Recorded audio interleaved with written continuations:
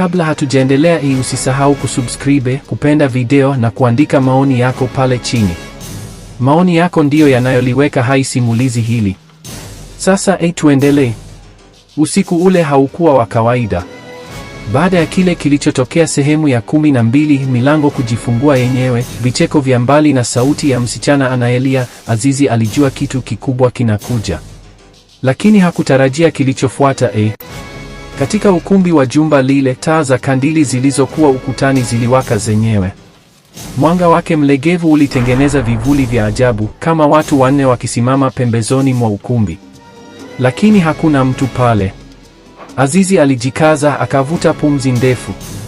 Kama mnataka kunionyesha kitu, basi nionyesheni, alizungumza kwa ujasiri ambao hata yeye hakujua unapotoka. Mara sauti ya kike ilisikika nyuma yake, sauti laini lakini baridi kama barafu. Umechelewa lakini bado tunaweza kukuokoa. Azizi aligeuka haraka, hakukuwa na mtu. Lakini hewa ilibadilika. Joto likapungua ghafla. Ukungu ukachomoza chini ya sakafu. Kisha akasikia kitu kikubwa kikisogea juu ya ghorofa ya pili, kama mtu anatembea kwa nguvu akivunja mbao. Dham! Dham! Dham! Vijana waliokuwa na Azizi waliingia ukumbini kwa mbio. Azizi, kile kitu kimerudi juu. Tumesikia kama kinatembea juu ya dari yetu, mmoja wao alipiga kelele. Kabla Azizi hajajibu, dari juu ya vichwa vyao kilitetemeka, kikatoboka. Vumbi likasambaa kila upande. Kisha kitu kizito kikaporomoka chini. Lakini haikuwa mizimu, haikuwa mnyama, ilikuwa kifurushi cha zamani, kimefungwa kwa kanzi na kamba nzito ya majani yaliyooza.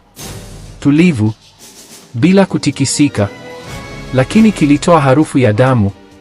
Azizi akakisogelea polepole. Mikono yake ikatetemeka kidogo.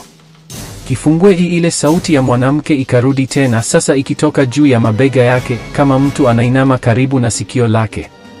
Wengine walikimbia nyuma wakitetemeka. Azizi akafungua kamba moja, kisha ya pili, kisha kifurushi kikafunguka. Ndani kulikuwa na daftari dogo limeharibika na maji. Sehemu ya juu iliandikwa kwa mwandiko wa